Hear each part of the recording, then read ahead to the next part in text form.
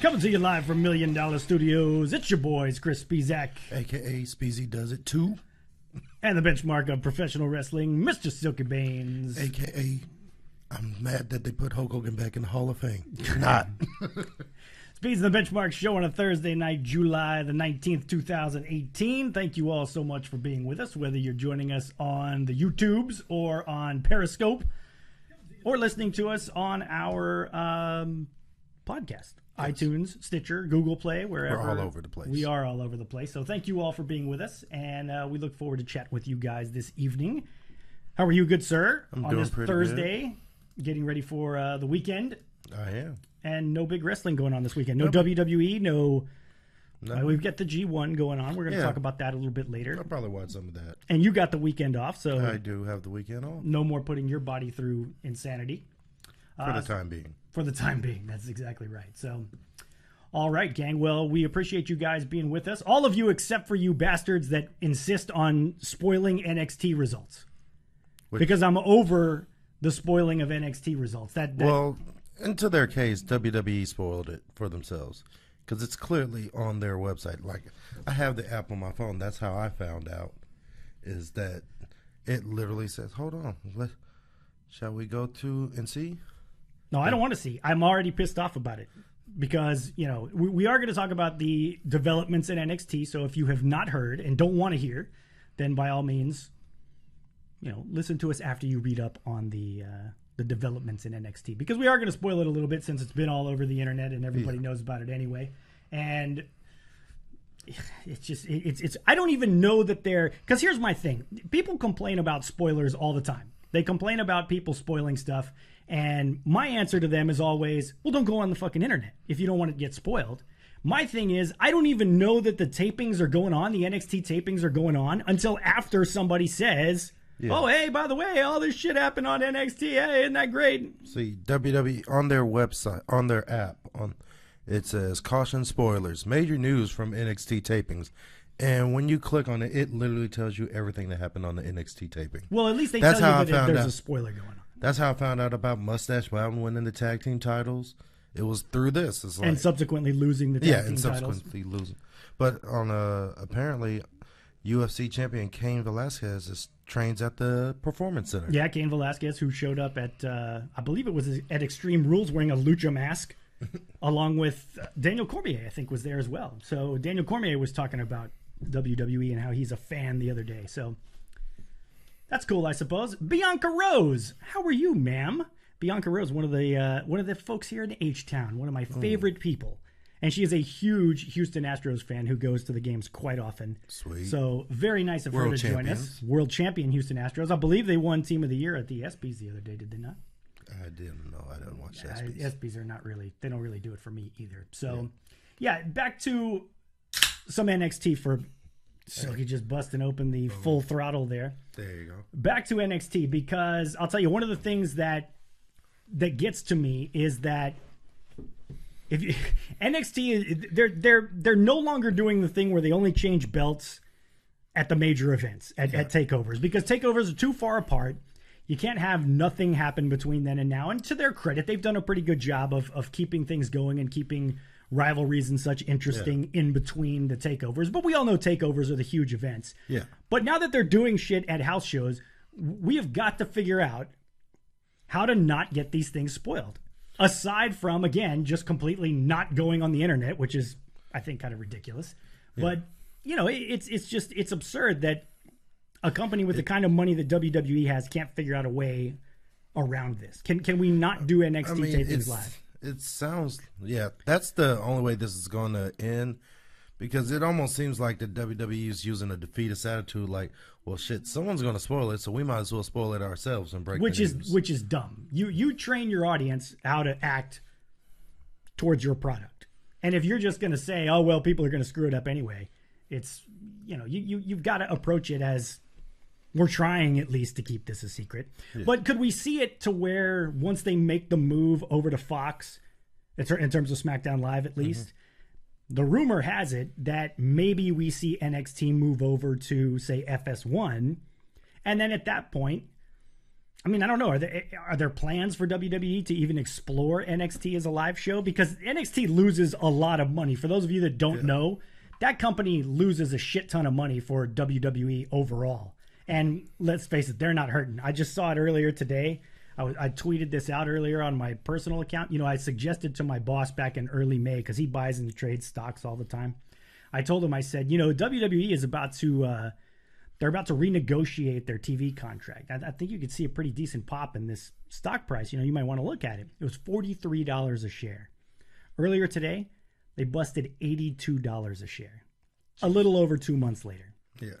Needless to say, he did not take my advice and buy any WWE stock. So I was going to try to, you know, weasel a nice little bonus out of it. I mean, yeah. It didn't end up happening.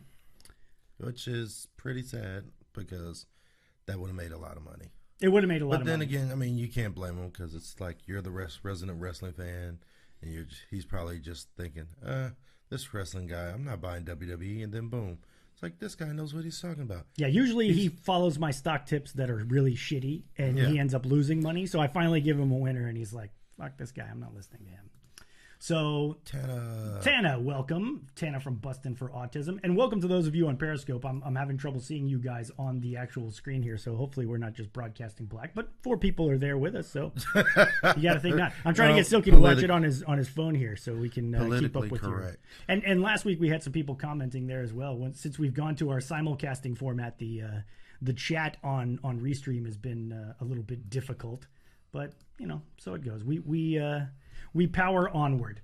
So I would very much like to see NXT go to live tapings, because this internet culture, I mean, the first thing that people do nowadays when anything, in fact, I'd be willing to bet money, I'd put my mortgage on it, that when a family member dies, I'm talking about like an immediate family member, somebody within your, you know, aunts, uncles, I'm including them as well. I'd be willing to bet you money that at least half, if not more, of the people in America, when somebody dies, put the shit on social media before they inform everyone in their family.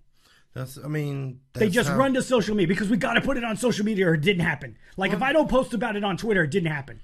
Well, no, I don't think it's that, because sometimes that's the only way they can contact some of these family members. Here, you can put it on this thing here if you want. We're getting resettled here. Welcome to Sammy. Or Samil, if it was. I couldn't quite see on Silky's phone. Yeah, there. But sometimes that's how they disseminate the information. So it's not a thing.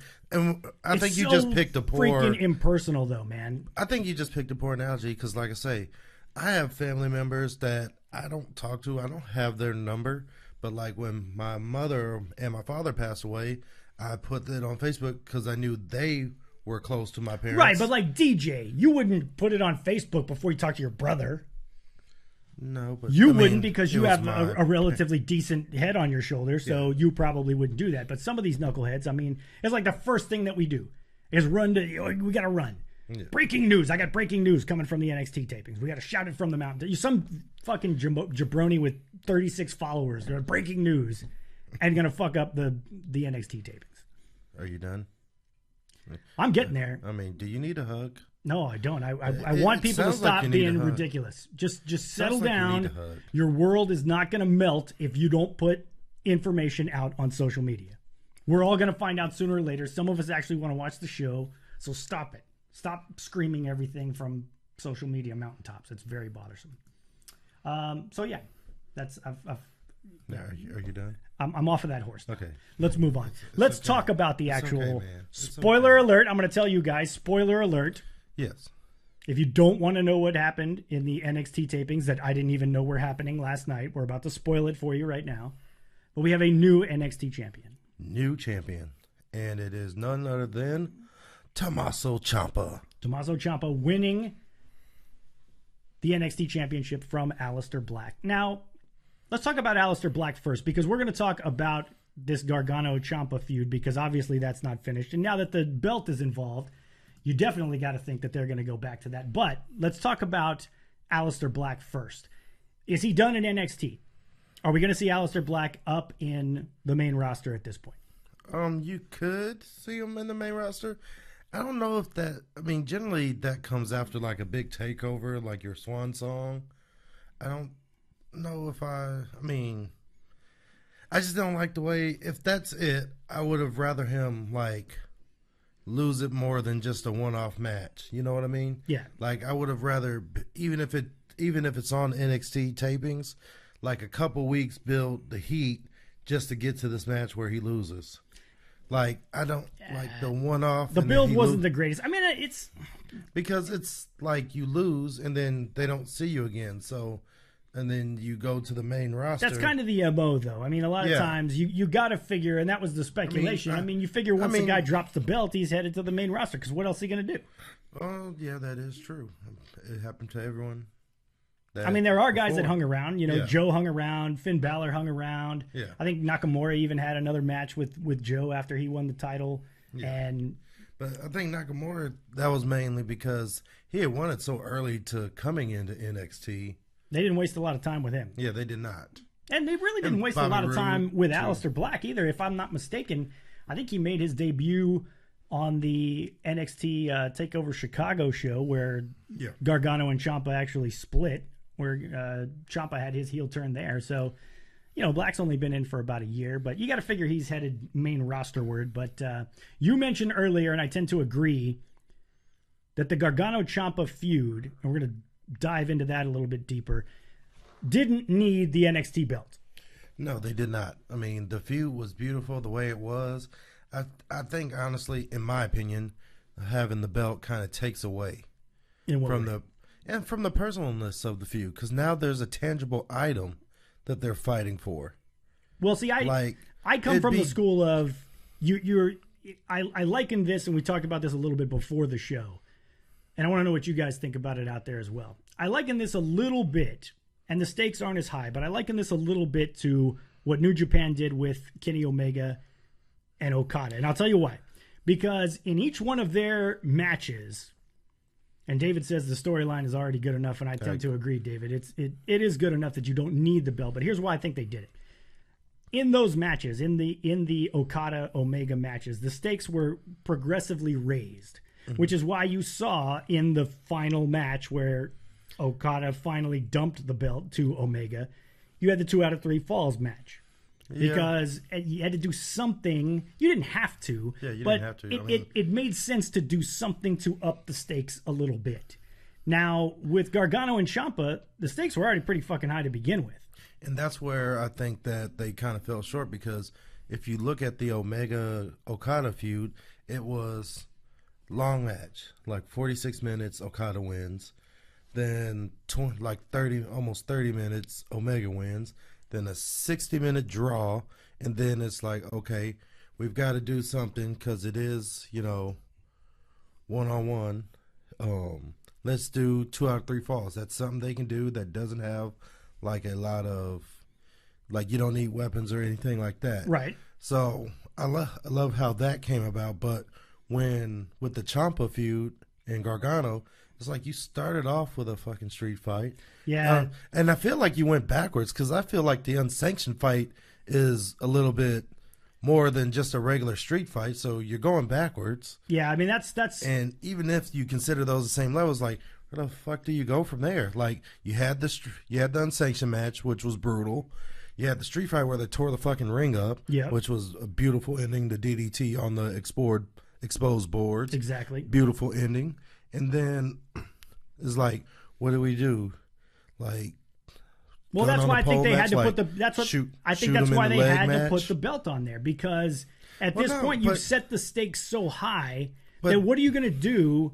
But what does that title bring? You know what I mean? The title is just the prop. It's just the thing. It's the goal that they're fighting for, but that doesn't raise the stakes. You're still going back if you do a regular match for the title is not going to be in line with the street fight and the maybe not from non-sanctioned a brutality standpoint, or I think from a storyline standpoint, they painted themselves into a corner, like you said, by having an unsanctioned fight first and then a street fight, and now it's like, okay, well, we haven't finished this feud yet. What are we going to do to keep this? And listen, I don't think anybody was going to complain if we had to watch Gargano and Ciampa again. Yeah, I mean, and they could have, but you had to do something to change it up a little bit. Hell in a Cell, 3 Stages of Hell. What's going on, Brooke? What's up, Brooke?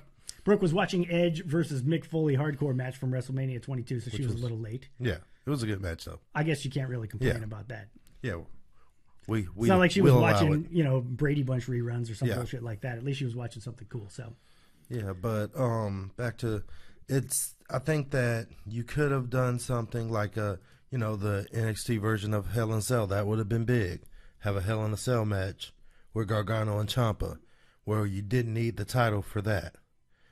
You know what I mean? No, I'm with you. I don't think you needed the title. So, and I feel like it just totally, of course, besides ending the reign, it made Aleister Black look weak. See, I mean, did it really though? Yeah, think about who did he beat? He didn't have the title very long to begin with. So. Exactly. He dominated fucking NXT for like a year, and stupidly only being pinned by Gargano in that 4-way, and now I think this is technically his first loss one-on-one. Even though there's other things that went down, right? But it's his first loss one-on-one after a year or so of being in the company. So he's been dominating like that, and then he gets a title and only holds it for like a couple months, maybe. You don't think that makes him look a little bit weak? Well, not if he's going up to the main roster. Well, and that's the thing about NXT, though. You always have to keep in mind at some point these guys are going up to the main roster. Well, and I get that, but right now we're talking about NXT as a brand. Like, we're not a developmental. As a brand, it makes him look weak as a champ. Like, Aleister Black should have been one of the most dominant fucking champions NXT had because of the way he came in and dominated everybody.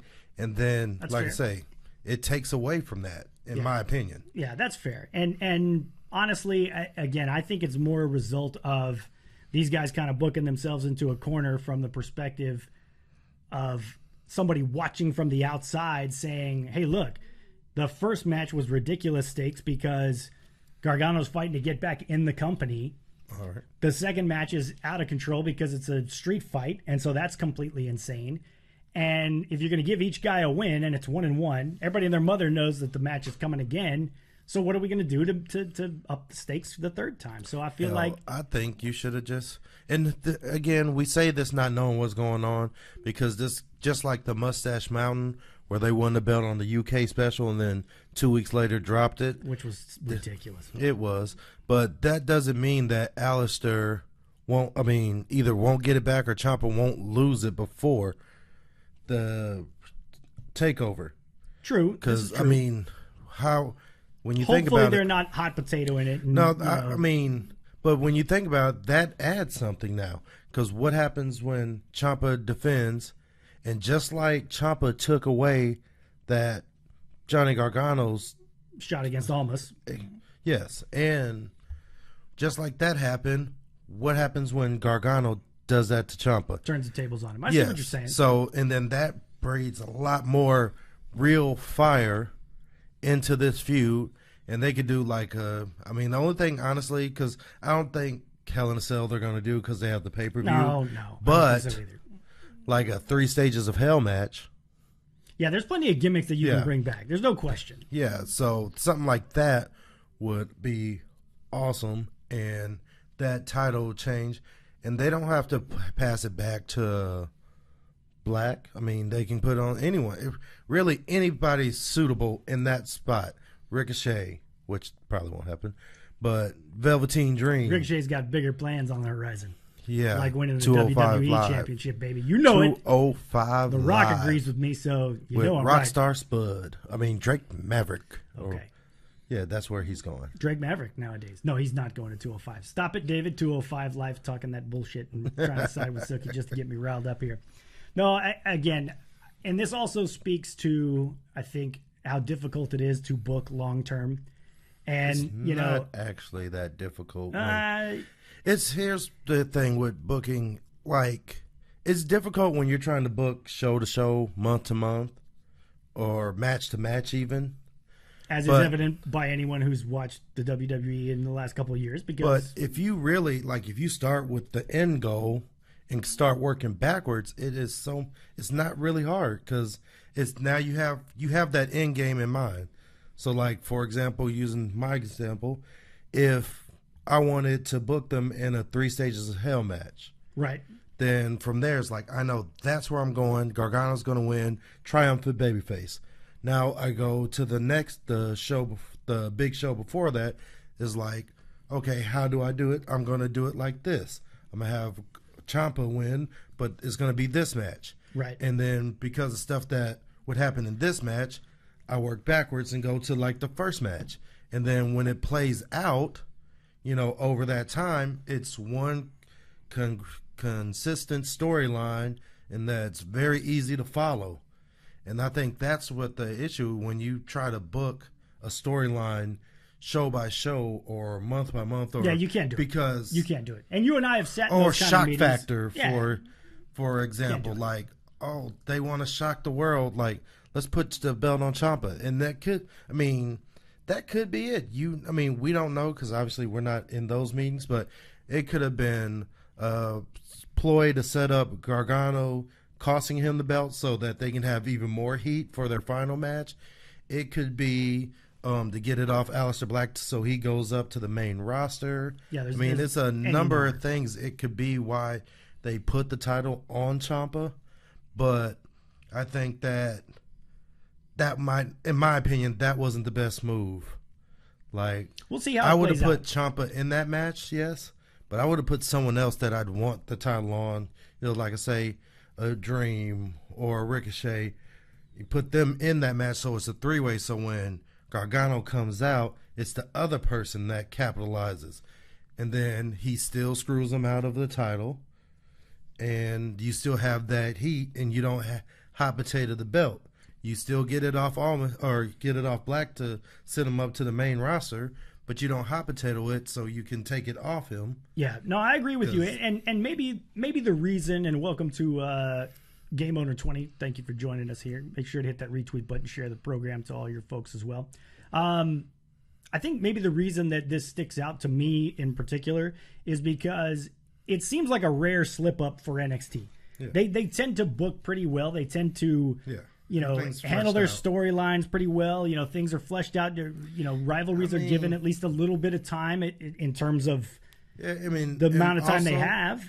Another thing we're not taking into account, Aleister Black could maybe have a working injury that they're trying to... This is true. As we've seen with Jeff Hardy recently, who's going to take some time off, it was announced. So so you can't see that coming. Yeah, that could be it could have something to do with that. I just don't like the fact that they put it on Ciampa for the simple fact of the Gargano Ciampa feud. That's what made it stand out. It wasn't about a title. It was something more than a title. Now let me ask you this. You're going backwards, and it's just about a title. Let me ask you this. Before we move on to the G1, do you think that perhaps we see some defenses from Ciampa prior to Gargano? Because as soon as the title went to Ciampa, everybody said, okay, well, when are we getting the Ciampa Gargano for the NXT title? Is there a chance that maybe they're setting it up to where Ciampa just ducks Gargano, says, look, hey, last time I beat you when I was in handcuffs. I don't have to fight you again. What do you want?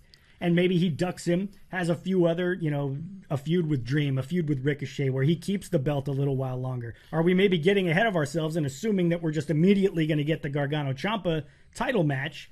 Could we see Ciampa get more title defenses before the actual title match takes place? That's another thing. There's so many scenarios that could happen in the next coming up months or so that... all of this shit we saying could be wrong, and they could do something totally different. And we just come here on the show and pretend like it never happened. Exactly. Pretend like we never got it wrong. Exactly. Because isn't that what most people do? They just pretend like. I don't know about you. I never get anything wrong. This is true, and that's why we don't talk about booking a lot on the show, or we try not to, because that rabbit changes. hole, and we've just killed a few minutes, like 5 minutes down this rabbit hole of what could happen. Yeah, exactly. And we don't even know what's going to happen. They need to do something with the women's division in NXT, says Brooke. Shayna as champion is a joke. She's not great. We did have the triple threat number one contender last night. Number one contender match, I should say, between Kairi Sane, Nikki Cross, and Mrs. Gargano. Candice LeRae, thank you. I don't know why her name escaped me right away.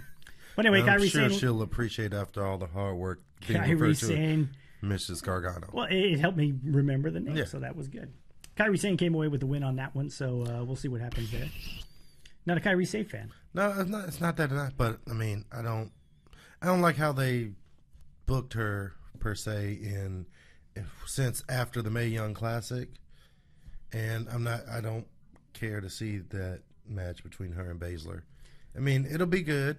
The title picture in the women's division in NXT, in my opinion, I'm just not really that interested in it since Baszler won it. To be honest with you, because I just don't. And don't get me wrong, I kind of disagree with Brooke on. I like Shayna Baszler as a champ. I like the grittiness she adds to the matches that she's in. And some of them, I think she's just a victim of poor circumstances when she basically is like, you've been handed the crown to a country that just got bombed by a fucking nuke. It's like, what do you do?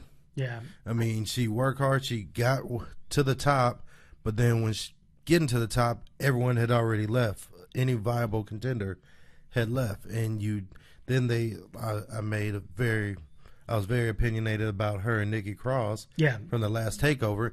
And with that being done, you've taken away the only viable contender that could actually beat her. Yeah, that was my take on it as well. And I mean, that's why they're going to Kairi Sane, is because Kairi Sane beat her. And I guarantee you those promo packages are going to be heavy on the Kairi Sane beat Baszler in the Mae Young Classic. Because that's how we're going to build up Kairi Sane. Because that's the only way you can. Think about it. Who else can you put in there? Well, the question is, and again, we've talked about this in the booking that we've done down here with DZW, you far more than me.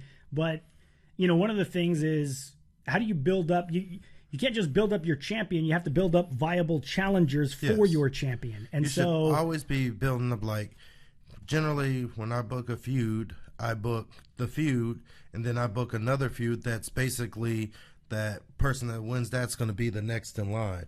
But, you get them wins, then you get them a big program with someone that they can work well with and get over with the fans. So by the time that feud's over and your title feud's over, boom, everyone's wanting to see person A versus person B for the title.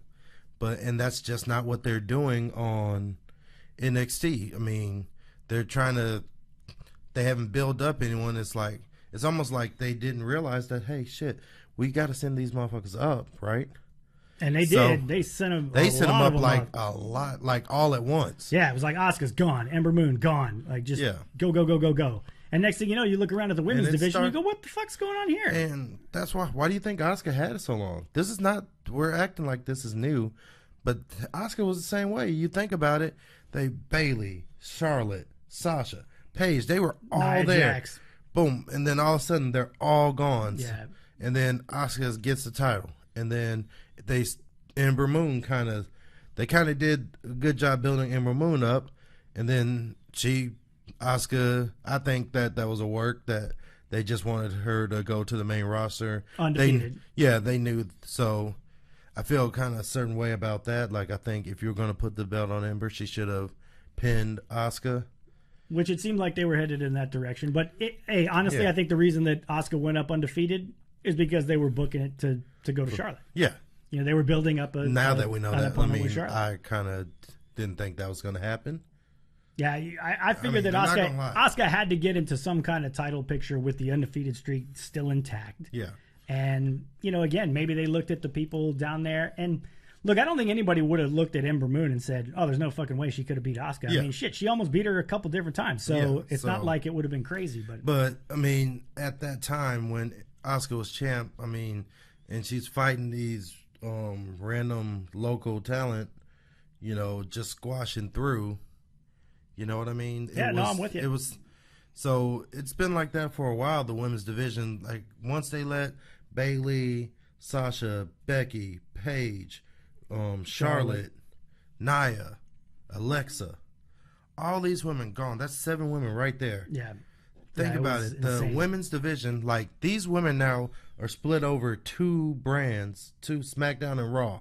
These women were all in one place at the same time. Yeah, absolutely. It's insane. And that's why you got spectacular women's matches in NXT like you did. Yeah. And that's why people wonder where the hell are those matches on the main roster, because they could and should be happening. But I think it's hubris, honestly. Maybe so. I think that they don't want. Look at you using words like hubris. I know. Our audience is going to have to fucking stop watching and go Google it, man. Yeah, I have a college degree. Well, I'm very impressed. So, you're very impressed? That's fucking racist, man. How is that racist? You're impressed that I have a college degree? I What, said, because I'm black? Okay, yes. Hulk Hogan supporter. Exactly. Anyway. Hulk Hogan supporter, that's right.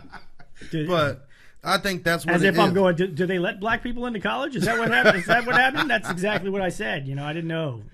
But I think, honestly, that's what it is that once you get to the main roster, you got your big money superstars. And I don't, all this women movement is fine. I am down for it. But I doubt very seriously that women will ever wrestle or main event WrestleMania. And not because they're not good enough. It's because these top guys are not going to want to give up that main event slot to women. Well, they're not going to have a say in it. They're not. But you don't think the top guys, top guys aren't going to be like. You think right now Brock Lesnar says, okay, since he is the champ, you don't think he goes, okay, I'm cool with not main event WrestleMania, let the women have it? No, because the main event slot gets main event money. Hey, I'm with you, but look, at the end of the day, it's not their call. And then but it's not their call. So it's not their call, but they have that persuasion. That's why Brock has that leeway to show up when he wants to show up.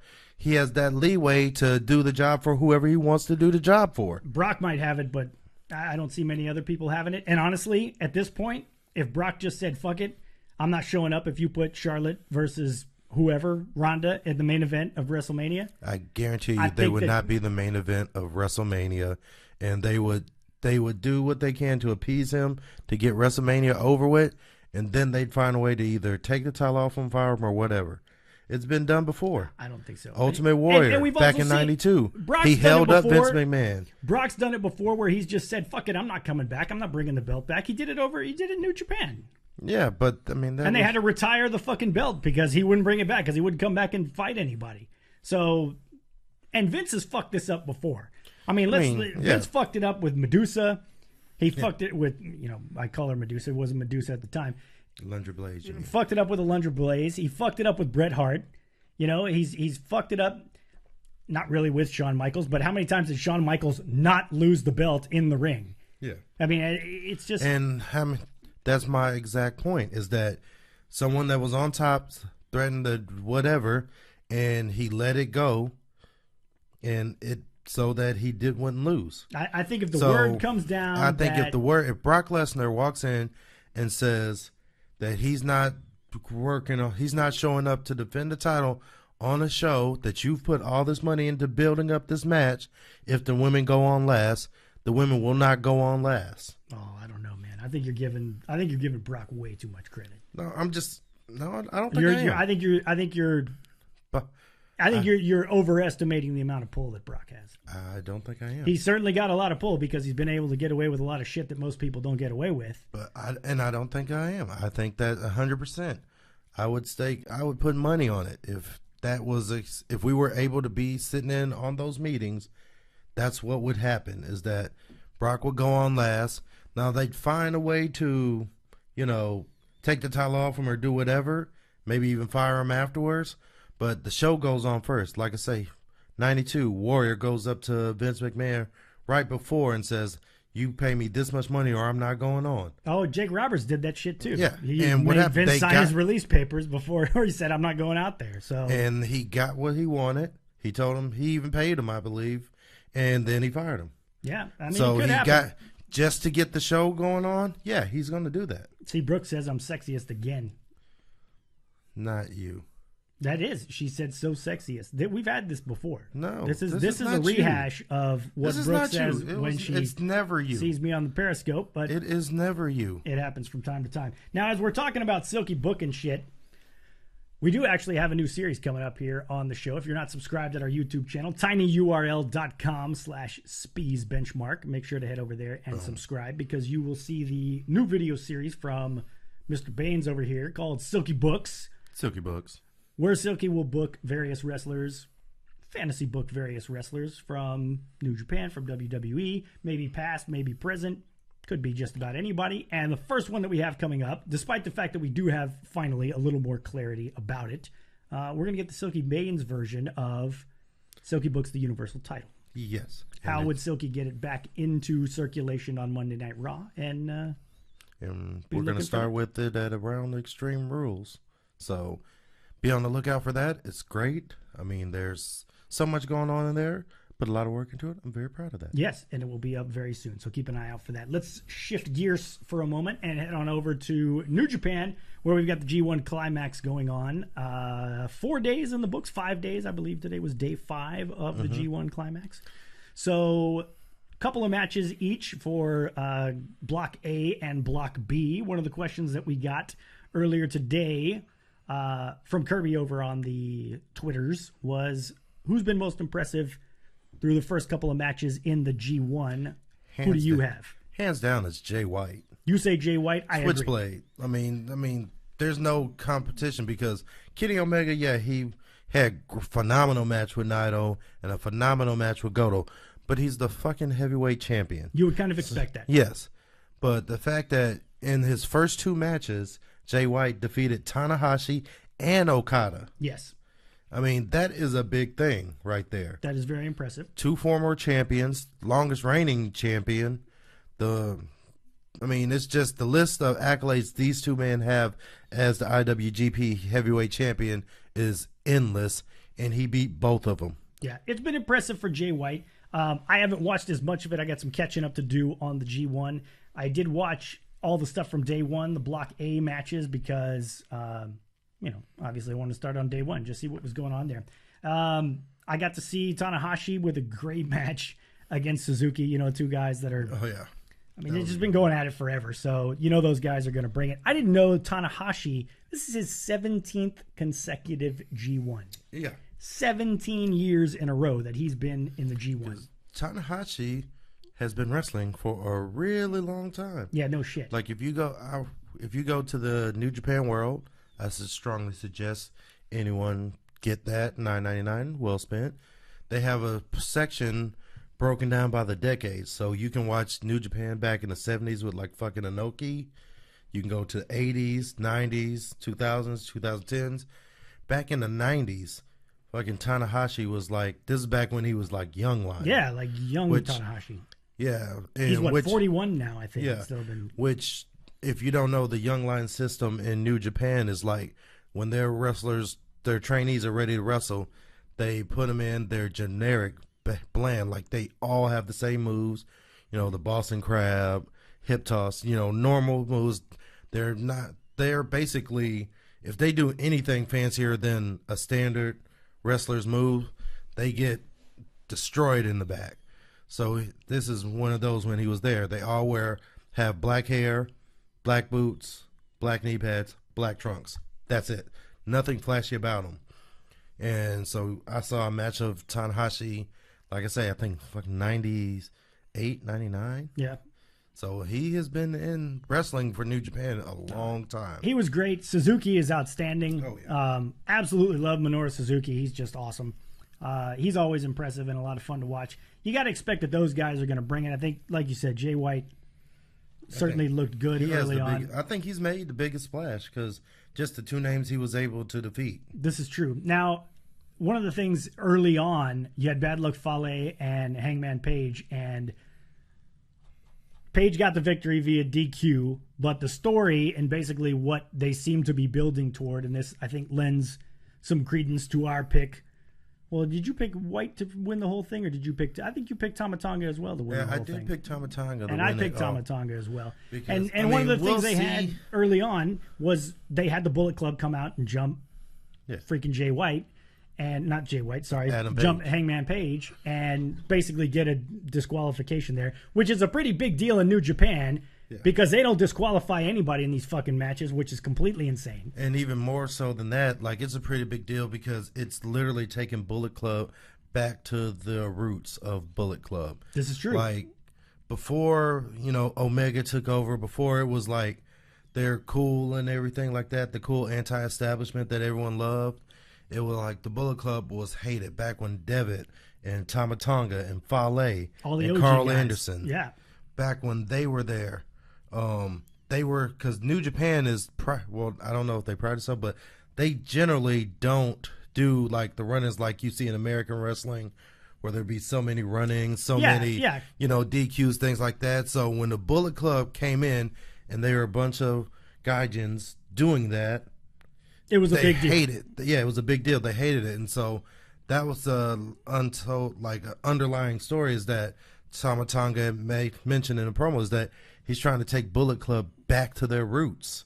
Yeah. And back to where, and that they weren't loved. They weren't this cool fucking faction. They were hated, like, because they fucked up people's matches, 5-star matches, and then they get involved. And people, that's right. And, you know, old school, I reckon the first incarnation, the original Bullet Club, like the Four Horsemen. That's how much of an impact they made, because they were, you know, savage. They were brutal. They had that gang mentality. Yep. Like the Horsemen birthed that in wrestling, the gang mentality. Absolutely, yeah.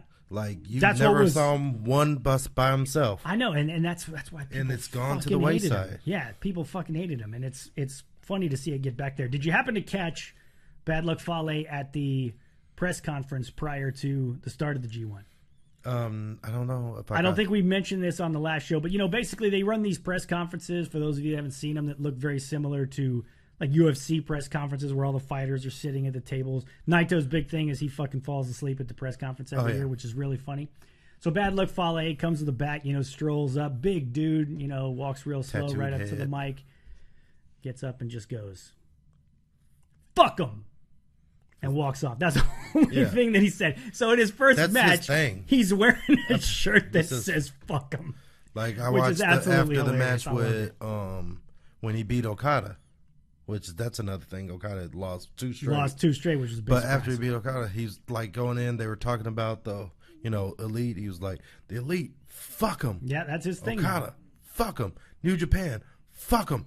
Fuck them all, and then walks off. That's pretty much his thing. Promo. Now I want to get back to this DQ thing because Kevin Kelly said something in the, I can't remember which particular match that it was. I want to say that it was, it might have been the Tanahashi and Suzuki match. It might have been Michael Elgin and Evil that I was watching. But basically Kevin Kelly was talking about the fact that the referee hadn't counted anybody out, hadn't called for a disqualification. And he said, you know, that's one of the things that makes New Japan great. You know, referees' discretion. You know, there's so much at stake here. And and the phrase that he used was, let's not get caught up in the rules here. And then he said, you know, the stakes are too high for that. We can't get caught up in the rules here. I would argue that the stakes being high is exactly the fucking reason that you should be caught up in the rules. It's kind of what the rules were there for. I mean, that's one of my, and not, look, I'm not going to knock wrestling because I enjoy it. So, but one of the things that kind of irks me about somebody who hasn't watched New Japan a ton, but now that I watch it far more often, I mean, in that Evil and fucking Michael Elgin match, Evil folds Michael Elgin's arm in a fucking steel chair and smashes it against the ring post outside, works the arm the whole match. Somehow Michael Elgin still manages to get 2 ridiculous Elgin bombs or Michael bombs or whatever the fuck they call them, and he gets the victory anyway because it's New Japan and you know they do shit like that. But the thing that Kevin Kelly said right after that match was, well, the storyline here is how's that arm going to look going forward in the tournament?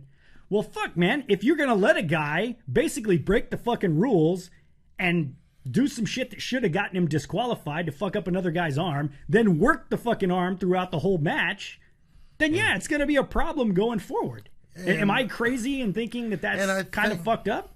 No, because you're not crazy, but New Japan, of course, plays by a different set of rules, and it's almost like with New Japan is anything that happens outside the ring is fair game. It certainly appears so. It is totally okay. Well, not okay. Like, it's frowned upon and shit. Like, the ref will, you know, like, I watched the Sonata versus Tama Tonga match, and, like, he's chasing Tama Tonga around the ring. Ref is looking at him, and Tangaloa clotheslines him on the floor right in front of the ref. And nothing. Just nothing. They're like, the ref kicked him out and stuff.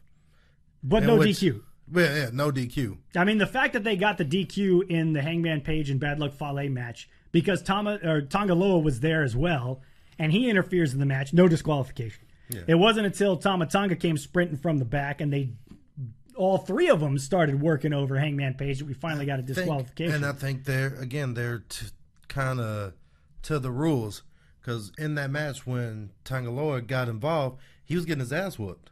Yeah. So he technically had not put hands on him yet, on Page yet, because Page was whooping his ass, and that's when Fale came from the back with the chop block, and now it's a DQ because now it's outside interference. Well, we did see, I mean, Tonga Loa did put hands on him. It wasn't as egregious, obviously, as, the chop block there. But you had that number one, which, again, I think if you're going to have high-stakes shit like that, to just say, I mean, fuck it, just say it's a no DQ match. I mean, I guess if you say that, then all of a sudden people's expectations change. Yeah. But, well, I mean, if you're just going to basically say fucking anything goes, then you might as well. I mean, and then, like I think I told you about the Omega Goto match, which always had me get a good chuckle, is Goto goes over the guardrail, and so they're backing up the crowd. They're holding it because Kenny Omega's going to do the deal where he springboards and jumps into the crowd onto Goto. And it's like perfect camera work because you don't see Goto. They're focused on Kenny. Kenny jumps up to the top rope, and the chair flies out, pops up like the Matrix. Yeah. Hits him right in the face. Yeah. While he's on the top rope. And he's up there on the top rope, and out of nowhere, just boom, chair comes and hits him right in the face. And it was funny because, I think of that Boondocks episode where they talk about every time a chair flies, people start fighting. And I just imagine the whole crowd start fighting after that, and then I get a good chuckle. But it was pretty, like, why was that not? Because technically, I guess he's still in the ring, isn't he? I don't know. It's that gray area, but yeah, he got hit in the face with the chair. The other thing that's kind of fucked up is I watched in the Okada and Jay White match. Those two fucking guys were outside the ring so long that finally I went back and I rewound the shit, and I started the fucking timer to see how long these fuckers were out of the ring. No fucking count. Red Shoes is hanging out there just doing his Red Shoes thing where every once in a while, he points or some shit. It was fucking 3 minutes. 3 fucking minutes. It's supposed to be, they do a 20 count, obviously, in New Japan, but they do it twice as fast. And, it's roughly supposed to be 10 seconds. Yeah. Okay, if you're out there for... I get it. You give them some leeway. As a referee myself, I know, you'd stick your head out the ropes. Come on, guys, let's bring it back inside. You give them a little bit of room to work. But for fuck's sake, 3 fucking minutes they were out there. It was insanity. And it's totally just fuck the rules when it comes to countouts and when it comes to DQ shit. When it gets down to like the finals, the winner of this match is the winner of the G1 tournament, then yes, that's when you go to like loosely a loose anything goes match, which means basically, obviously DQ, like chair shots, things like that, but countouts you don't, because you don't want that win over that. See, and I would argue that it should go in if anything, if you're not going to call it the same way throughout. We get the same shit in other sports where like athletes want the fucking calls to go different in the last minute of the game than it goes for the rest of the game. Like all of a sudden shit shouldn't be a charge because it's late in the game and you can't make that fucking call. Either call it or don't call it. But it's kind of the same shit here. When you get down to the championship, you don't want that shit to end on a fucking DQ or a count out. And that's when you give them more leeway. But going up to that, I think it should be pretty much the rules. And want to address Brooks' question. Can I say New Japan is like ECW, the Japan version? Not really, because ECW was very over the top. Over the top, like hardcore. Well, not even. Hardcore, like weapons, hit cracks in the head with a chair. This is all subtle things that they do. Like you said, Evil putting the arm in a chair and swinging the chair into the post. Technically, while he did use the weapon, it wasn't like he hit him with it. So it's gray area of like all the stuff they get away with in the match kind of lives in that gray area of technically you could say that's still legal because, like I said, he put his arm in there, so he did not actually physically hit him with the chair. Exactly. No, I get you. It's just, it was that comment in particular, let's not get hung up on the rules. Yeah. It's just, I've always hated the New Japan commentating, even. I mean, see, I don't mind Kevin Kelly. I like Kevin Kelly. I mean, Don Callis makes me laugh. I mean, it's just like they don't care. They're not invested. See, like, you know what I mean? Like when Jim I disagree. Ross, I think they're. I think Jim they do Ross a good job. was commentating for WWE, what made it great was that you felt like he was invested in whatever was going on in that ring, like on a personal level. When I watched New Japan, whether it's Don Callis and Kevin Kelly, or even worse, Jim Ross and Josh Barnett, they don't care. Like, they make a bunch of inside jokes and stuff like that about, like just smart jokes. Like, yeah, see, I don't mind them too much. I don't mind them too much. As a wrestler, though, I do mind, because it's like we're putting our bodies on the line out there, and you're fucking making jokes about, like, they go on a tangent about the, like, shit that don't even matter, that has nothing to do with the match. Like, I think we've mentioned it on the podcast before. I know I've told you. Like, I watched one where they went off on a tangent about David Finlay, who has long hair, and is Fit Finlay's son from WCW fame and WWE. And first of all, it's this kind of disrespectful. Like, Jim Ross never really mentioned him by name, like David Finlay. It was always Fit Finlay's It's kid. always Fit Finlay's son. And then starts talking about how he has long hair, and he's just talking about, well, Fit Finlay one day is going to say, you and me are going to have a hair match, and I'm going to go over. That's so fucking disrespectful to David Finlay, who's busting his ass to be out there in Japan doing what he loves to do. And then you got a commentator. That's why, honestly, I didn't really feel too bad for JR. And I'm not an anti-JR person. I love JR. One of the best commentators next to, probably best commentator alive. Only people better than him have passed away. I would say that. But, when you treat the product like that and you make all these jokes kind of denigrating the product of New Japan, and then, so no, I wouldn't totally feel bad that you got hit over or knocked over, and all of a sudden it's a big deal. No, don't do that. Don't not feel bad. I don't. For JR getting knocked over by Adam Page doing that stupid ass. Jay White doing the fucking. Because one, it's a wrestling show. You're ringside.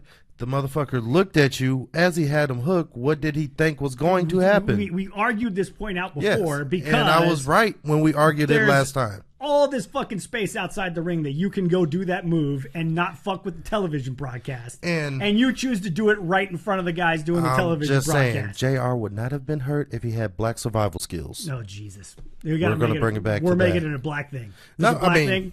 Yeah. There's a reason why when we see people running, we run. We don't ask questions. We run. Yeah. Like, if Chris is running, I'm running. You're stereotyping here, Silky. No, I'm not. I'm telling facts. If I see you running, I'm running. I'm not going to ask you why you're running. I'm not going to ask you what you're running from. You running, so I need to be running. I hear you. I've heard that before.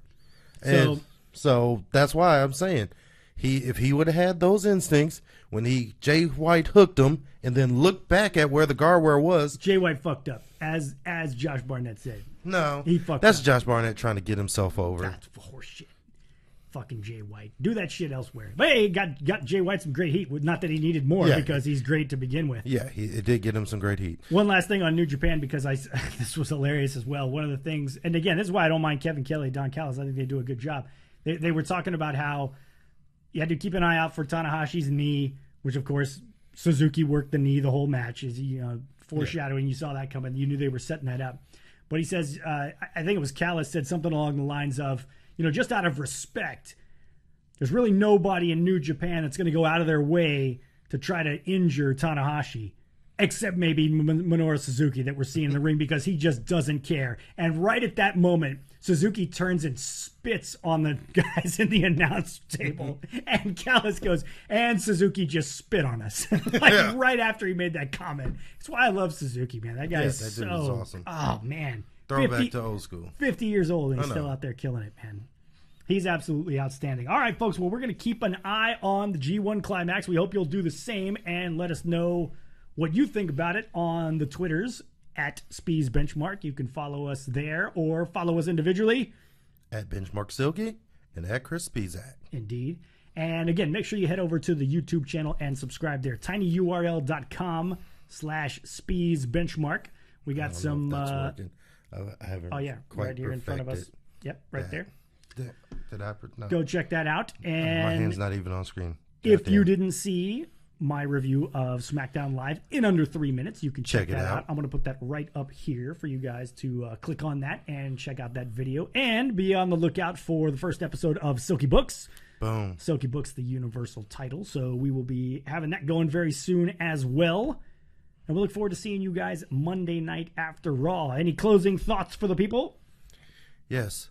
If someone is running, you run. You don't ask questions. You don't walk to it. Black survival instincts. And it's what everyone should have, apparently. Yes. According to Silky. Thank you for joining us, guys. We'll see you next time.